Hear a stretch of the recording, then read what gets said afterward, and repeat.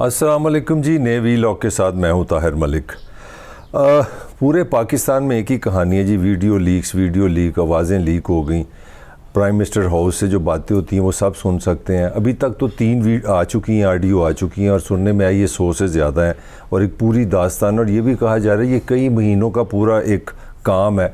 इससे 5-6 जो सवाल पैदा हो गए हैं, पहले थोड़ा सा हल्का सा वो बात करें और असल जो मौजू है मैं उसमें बाद में आऊँगा।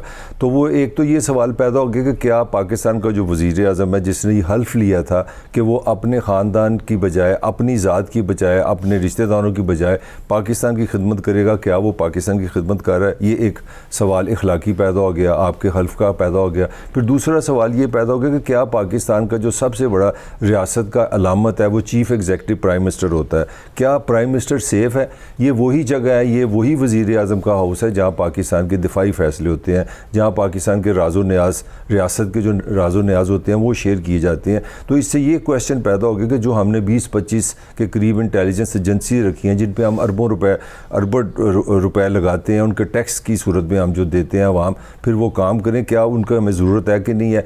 तो ये एक अलग बहस है, इसमें भी आएंगे। मगर असल जो क्वेश्चन है जो इस वीलॉग पे मैं आपसे करना चाह रहा हूँ वो है टाइमिंग ये है कि यहाँ सोचने का ये सवाल ये पैदा होता है कि लंदन से कि ये इसाक डार पाकिस्तान का नया वज़ीर ख़जाना होगा और मुफ्ता साहब जो हैं वो अपना इन आउट हो रहे हैं और अपना इसाक डार इन हो रहे हैं। तो उसके साथ ये जो है ना लीक्स का जो ताल्लुक़ बन रहा है वो ये है असल में आज के वीलॉग का मेरा अनुमान कि क्या ये टाइमिंग क्या बता रही है। ये टाइमिंग जो है, एक तरफ आपकी लीक्स होती हैं, जिस शाम आपको लीक्स होती हैं उसके साथ पूरे पाकिस्तान में ये बहस चल रही है कि अपना इसाक डार वज़ीर आज़म के साथ जहाज़ में आएंगे, 1 दिन बाद आएंगे, 2 दिन बाद आएंगे।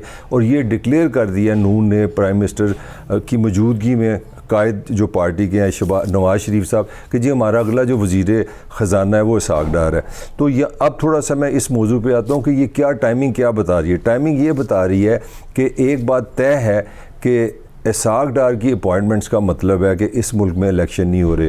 ये इत्तेहादियों को समझ लें या नवाज़ शरीफ को किसी ने गारंटी दी है या उनकी अकल कह रही है, उनकी प्लानिंग है, ये आप फ़ैसला कर लें कि उनको ये मैसेज क्लियर जूँ ही हुआ है कि जनाब इस मुल्क में इलेक्शन नहीं होने। और प्लानिंग असल में ये हो रही थी कि 1 साल तो आपको वैसे मिलने हैं, आपके लीगल राइट्स है, और ऊपर से सैलाब वगैरह आ गया जो सिचुएशन है, आप आराम से एक सैलाब का इशू बना के 6 महीने एक्सटेंशन भी ले सकते हैं। और पाकिस्तान का जो आइन है, पाकिस्तान का जो कानून है वो 90 दिन से 6 महीने तक आपको इलेक्शन की टाइम भी दे सकता है। तो इसाक डार के साथ ही जो असल चीज़ जो समझने वाली है वो ये है कि एक तरह से हुकूमत ने, मुस्लिम लीग नून ने, इत्तेहादियों ने ये अनाउंसमेंट कर दी कि जनाब हम पक्के हैं, हम कहीं नहीं जा रहे, 1 साल में इलेक्शन नहीं होंगे बल्कि हम एक्सटेंशन भी लेंगे, 1.5 साल हम बैठे हैं और इसीलिए इसाक डार आ रहा है।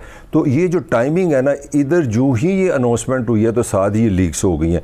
इस लीक से जो मैसेज क्या जा रहा है, लीक से मैसेज ये जा रहा है कि ये जो हुक्मरान है, ये जो शहबाज शरीफ है, ये जो मुस्लिम लीग नून है, ये तो करप्ट है, ये तो अपने ख़ानदान के सारे काम कर रहे हैं। फिर आपकी सिक्योरिटी नहीं है, फिर जो आपकी जो लीक्स हुई हैं उसमें आपके रियासत के जो बहुत बड़े इदारे हैं उनके लोगों का भी नाम आ रहा है, उनका भी जिक्र है। तो अभी तो 3 है, बाकी पता नहीं बाकी क्या क्या आ जाएगा।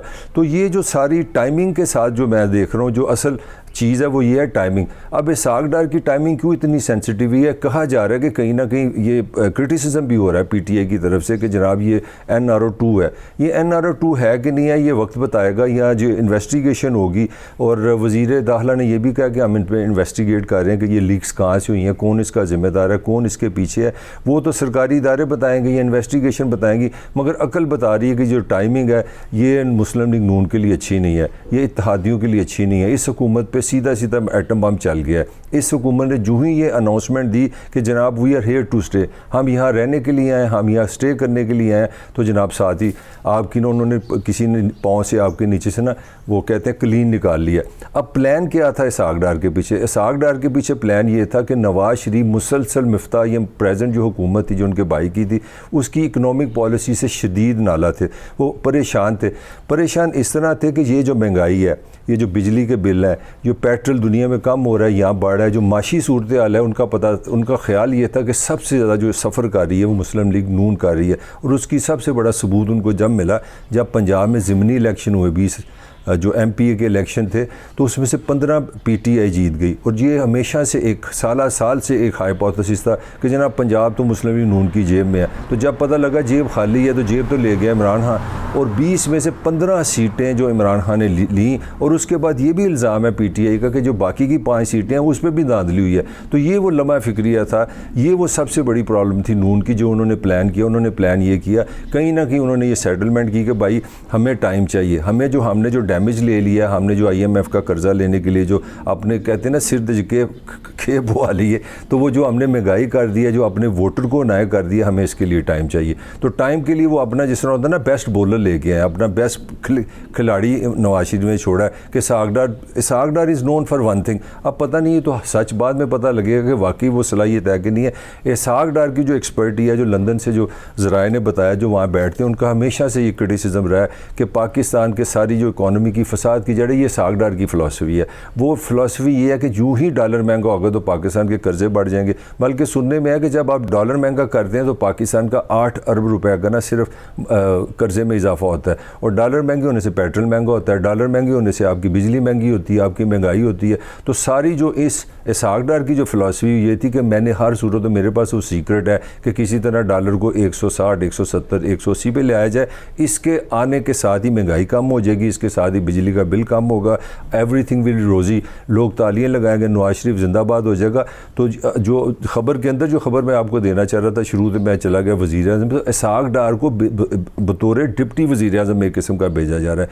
वो है रिप्रेजेंटेटिव नवाज शरीफ का, वो एज ए नवाज शरीफ समझे पाकिस्तान आ रहा है विद दिस जिम्मेदारी। और दूसरी ये चीज़ थी, ये जो प्लान था उस प्लान में दूसरा प्लान ये था कि सबसे पहले अपना इसहाक डार जाएगा पाकिस्तान, वो इसहाक डार जाके पाकिस्तान की इकॉनमी को ठीक करेगा। ये हाइपोथेटिकल बातें, ये सच क्या है ये आपको बाद में पता चलेगा। मैं आपको पार्टी की इनसाइट दे रहा हूँ, मैं आपको नवाज शरीफ की इनसाइट दे रहा हूँ कि इसहाक डार जाके ना इकॉनमी को सीधा करेगा, डॉलर को नीचे लेके आएगा, महंगाई कम करेगा। फिर क्या होगा?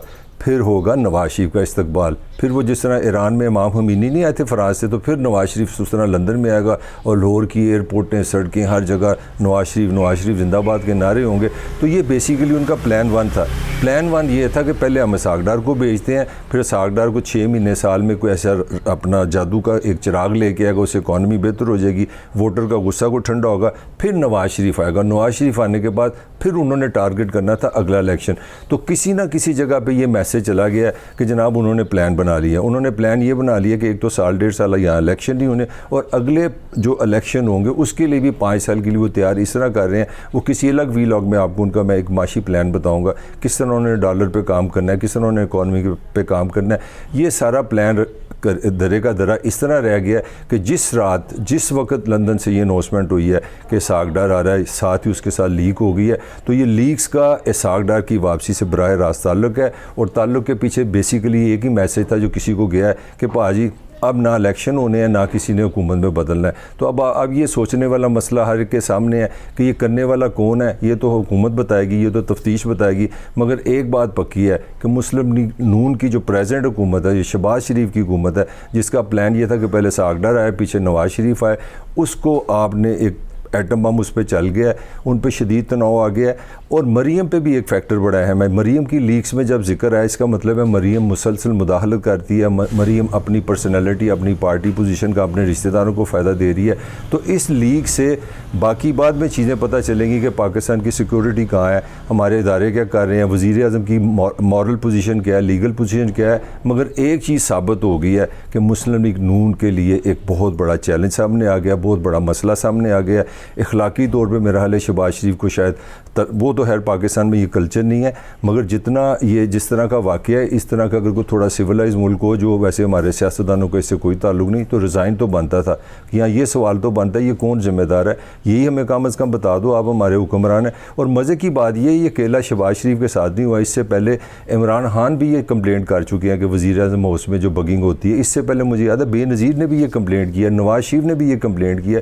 तो बहुत सारे सवाल पैदा हो गए हैं, बहुत सारे सवाल पैदा हो गए हैं, मगर एक सवाल मैं आपको सर्टनली बता सकता हूँ कि मुस्लिम लीग नून के लिए एक बहुत बड़ी हीट आ गई है, उनके लिए एक बहुत बड़ा एटम बम बन गया है। और जो नवाज शरीफ का ख्वाब था, ख्वाब ये था कि साख डर जाए, इकॉनमी ठीक करे, पीछे मैं आवाँगा तो फिर हम आगे इलेक्शन जीतेंगे, फिर हम बड़े होकर वज़ीर-ए-आज़म दोबारा बनेंगे।